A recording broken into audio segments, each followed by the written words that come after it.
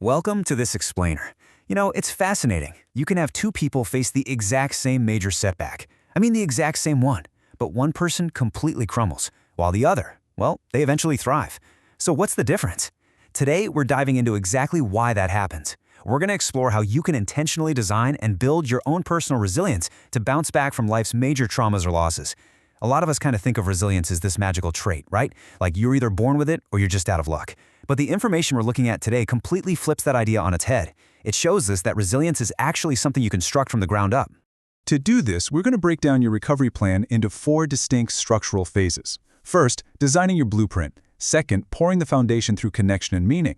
Third, building the framework by looking at the past and future. And finally, routine maintenance through care and action. Let's jump right in. Phase 1. Designing your blueprint.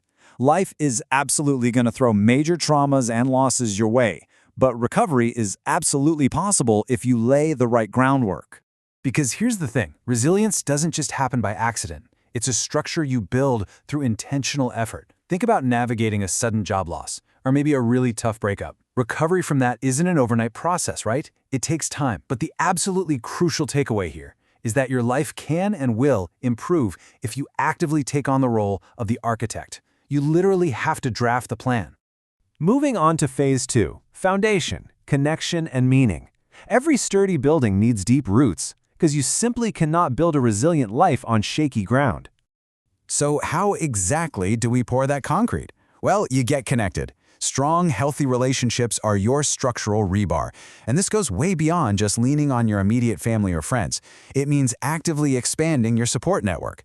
That might look like volunteering your time for an organization you care about, or joining a faith or spiritual group. That broad network is exactly what holds the whole shebang together when the ground starts to shake.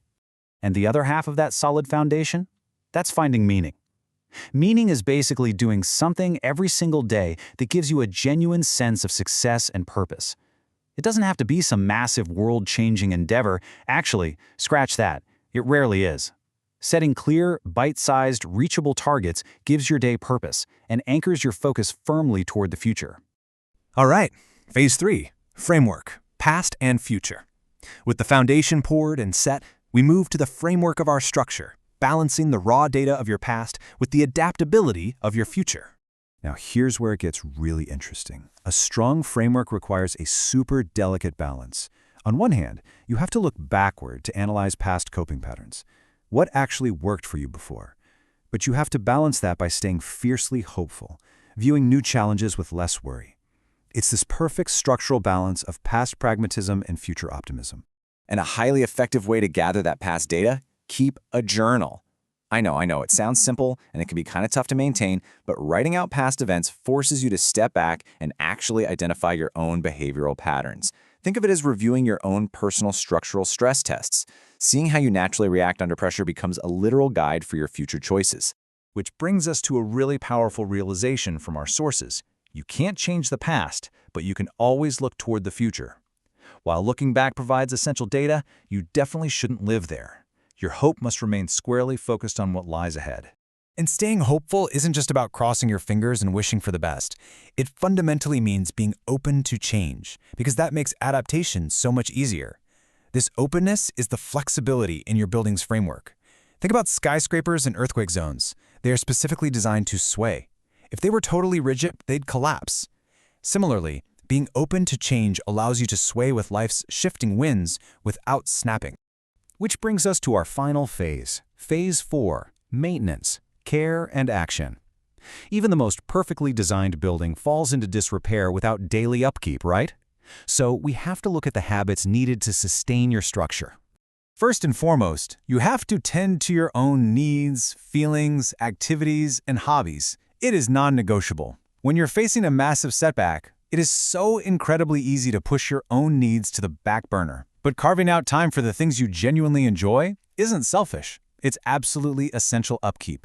Ignoring your own comfort will quickly degrade your overall resilience.